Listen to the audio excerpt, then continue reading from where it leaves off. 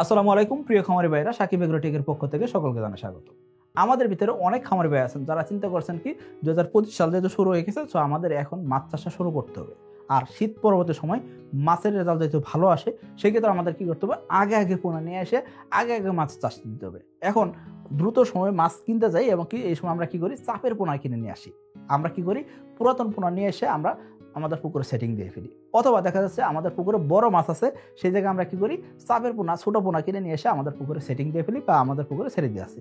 এখন মাছ শুধুমাত্র ছাড়লেই বড় হবে এমন না। হ্যাঁ, মাছ ছাড়লে কিছুটা বড় হবে না এমন না, বড় হবে, কিন্তু দেখা যাচ্ছে যেই পরিমাণে খাবার দিবেন সেই পরিমাণে খাবার অনুযায়ী আপনারা কিন্তু রেজাল্ট পাবেন না।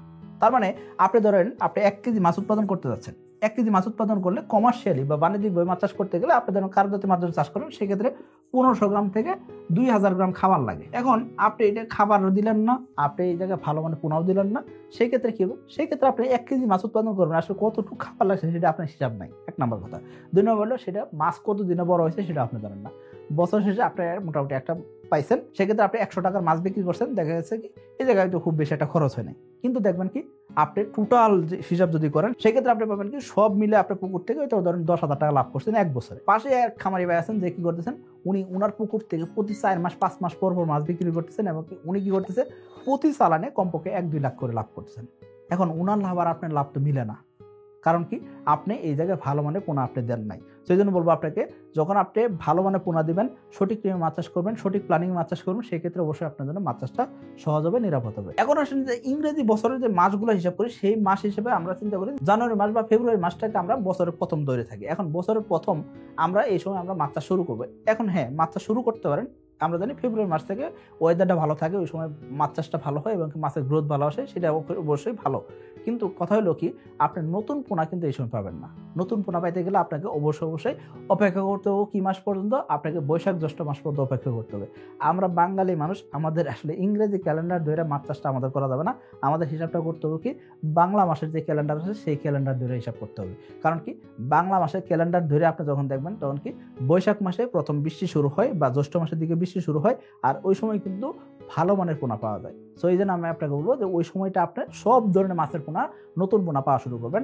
আর তার আগে যেই পোনাগুলো পাবেন তার ভিতরে 3টা মাছ ব্যতীত সকল মাছের পোনা সেটা আপনি চাপের পোনা পাবেন। সেই 3টা মাছ কি, সেই 3টা মাছের ভিতরে 1 নম্বর হলো তেলাপিয়া, 2 নম্বর হলো পাবদা, 3 নম্বর ভিয়েতনাম কই। এই 3টা মাছ ব্যতীত বাদ বাকি সকল মাছের পোনা আপনি মোটামুটি জ্যৈষ্ঠ মাসের দিকে পাবেন। তার আগে এই 3টা মাছের নতুন পোনা পাবেন। এছাড়া আপনি সকল মাছের পোনা চাপের পোনা পাবেন। আবার এই 3টা মাছের পোনা মার্চ মাসের 15 তারিখ বা 20 তারিখের আগে শুরু হয় না, অর্থাৎ আপনি চৈত্র মাসের 1 তারিখের আগে আপনি এই 3টা মাছের পোনা যদি আপনি পান, সেটা অবশ্যই চাপের পোনা।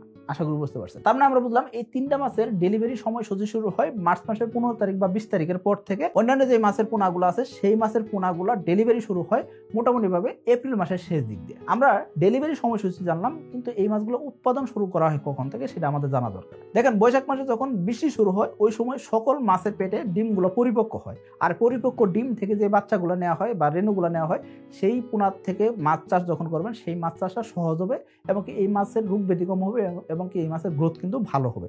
এই জন্য বলা হয় পরিপক্ক মাছের ডিম থেকে যে বাচ্চাগুলো সংগ্রহ করা হয় সেগুলো আপনাকে সংগ্রহ করতে হবে। এখন এই 3টা মাছ ব্যতীত বাদ বাকি সকল মাছের পোনা নর্মালি দেখা যাচ্ছে কি চৈত্র মাসের শেষ দিক থেকে অথবা বৈশাখ মাসের শুরুর দিক থেকে উৎপাদন শুরু হয় এবং কি সেই মাছগুলো ডেলিভারির জন্য প্রস্তুত হইতে মোটামুটি 20 থেকে 25 দিন সময় লাগে। আশা করি আপনি বুঝতে পারছেন। অর্থাৎ আপনি রেণু পোনা কিনতে গেলে মার্চ মাসের শেষ দিক দিয়ে অথবা আপনি এপ্রিল মাসের শুরুতে কিন্তু রেণু পোনা পাই যাবেন। আর পোনা কিনতে চাইলে আপনাকে অবশ্যই ডেলিভারি সময়সূচি আমরা বলছিলাম কি, যে কোনো মাছের ক্ষেত্রে আপনি মোটামুটি নতুন পোনা আপনি এপ্রিল মাসের শেষ দিক দিয়ে পাবেন।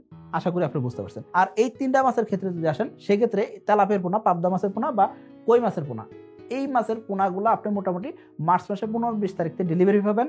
আর তার আগে উৎপাদন শুরু হয় কখন, উৎপাদন শুরু হয় শীত যাওয়ার সাথে সাথে, অর্থাৎ ফেব্রুয়ারি মাসের 10-15 তারিখের ভিতরে এই মাছগুলো রেণু শুরু হয়ে যায়। অর্থাৎ তেলাপিয়া বলেন, পাবদা বলেন, কই বলেন, এগুলা রেণু কালেকশন শুরু হয়ে যায়। আশা করি আপনি বুঝতে পারছেন। অর্থাৎ উৎপাদন শুরু হইলো, তারপর কি হবে, এগুলো ডেলিভারির জন্য প্রস্তুত হইতে অর্থাৎ পোনা হইতে মোটামুটি 20 থেকে 25 দিন তো আপনি অবশ্যই সময় দিবেন, তাই না? আর তেলাপিয়ার ক্ষেত্রে আসেন, যদি তেলাপিয়ার ক্ষেত্রে আবার 28 দিন হরমোন করতে হয়। তো এই 28 দিন হরমোন করলে তার মানে বোঝা যাচ্ছে ফেব্রুয়ারি মাসে যদি 10 তারিখ থেকে যদি আপনি যদি কাউন্ট করা শুরু করেন, ফেব্রুয়ারি মাসে 28 দিনের মাস, তাহলে 2 দিন বাদ গেল, তাহলে 10 তারিখ থেকে 28 তারিখ অর্থাৎ 18 দিন, আর তারপর আরো 10 দিন থেকে 12 দিন যোগ করবেন, তাহলে কি হবে, মোটামুটি মার্চ মাসে 12 তারিখ 15 তারিখের আগে কোনোভাবে কিন্তু তেলাপিয়া মাছের পোনা কিন্তু আপনি নতুন পোনা পাবেন না। আশা করি আপনি বুঝতে পারছেন। যদি তার আগে যদি আপনাকে কেউ পোনা দেয় সেক্ষেত্রে সেই পোনা অবশ্যই চাপের পোনা। আশা করি আপনি বুঝতে পারছেন। রেনু পোনা, ধানি পোনা বা পোনা আপনি যখন নেবেন সেই পোনার সময়সূচি কি হবে সেটা আপনি আশা করি আপনি ক্লিয়ার হয়েছে। এখন আসেন সাকিব এগ্রো টেকে আপনি কি ধরনের পোনা পাবেন এবং কি সেই পোনার দামগুলো কেমন হবে। প্রথমে আসেন আমাদের কাছে এসে তেলাপিয়ার পোনা পাবেন। এই 28 দিন হরমোন সম্পন্ন করা এসে তেলাপিয়ার পোনা আপনি 1 টাকা 40 পয়সা রেটে কিনতে পারবেন। অর্থাৎ 1 লাখ পিস পোনা হলে 1,40,000 টাকা গাড়ি ভাড়া ফ্রি। আর যদি 1 লাখের নিচে হয় সেক্ষেত্রে আপনাকে একটা গাড়ি ভাড়া দিতে হবে। এরপর আসেন যদি পাবদা মাছের কথা আসেন, সেক্ষেত্রে আমরা পাবদা মাছের শুধুমাত্র রেণু উৎপাদন করে থাকি, পোনা উৎপাদন করি না। তারপর যদি কই মাছের ক্ষেত্রে আসেন, কই মাছের পোনা আপনারা ইনশাল্লাহ মার্চ মাসের 20 তারিখের পর থেকে পাবেন এবং এই কই মাছের পোনার দাম নির্ধারণ করা হয়েছে 2025 সালে 1 টাকা পিস। এরপর অন্যান্য মাছের কথা যদি আসেন, সেক্ষেত্রে আমরা এখন অন্যান্য মাছের দাম নির্ধারণ করতে পারিনি এবং আমরা এই বছর সব ধরনের মাছের পোনা উৎপাদন করবো কিনা তারও কোনো গ্যারান্টি নাই। সেই জন্য আমি আপনাকে বলবো যে অন্যান্য মাছের ক্ষেত্রে যদি আসেন, সেক্ষেত্রে আমরা শিং, মাগুর, ট্যাংরা, গুলশা এই জাতীয় মাছ উৎপাদন করে থাকি। পাশাপাশি ব্ল্যাক কার্প মাছের পোনা উৎপাদন করে থাকি। এর বাইরে অন্য কোনো মাছের পোনা আমরা উৎপাদন করি না।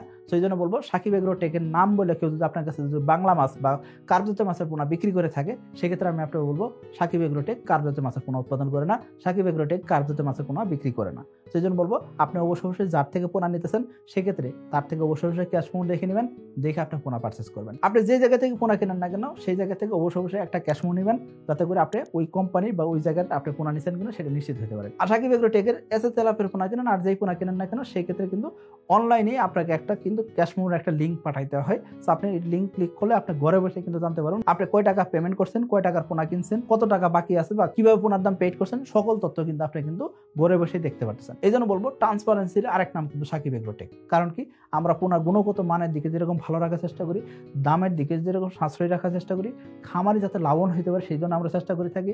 খামারিকে সর্বোচ্চ সাপোর্টটা আমরা দিয়ে থাকি। এর পাশাপাশি খামারি যে কোনো সমস্যায় আমাদের ফোন দিলে আমরা সর্বোচ্চ সহায়তা করে থাকি এবং কি সেই সহায়তাটা আমরা ফ্রিতে করে থাকি। সেই জন্য বলবো সাকিব এগ্রো টেকের সাথে থাকার জন্য এবং কি লাভবান খামারি হতে চাইলে এবং মাছ চাষ সহজ করতে চাইলে, নিরাপদ করতে চাইলে অবশ্যই সাকিব এগ্রো টেকের সাথে থাকবেন। সবাই ভালো থাকবেন, সুস্থ থাকবেন। আসসালামু আলাইকুম।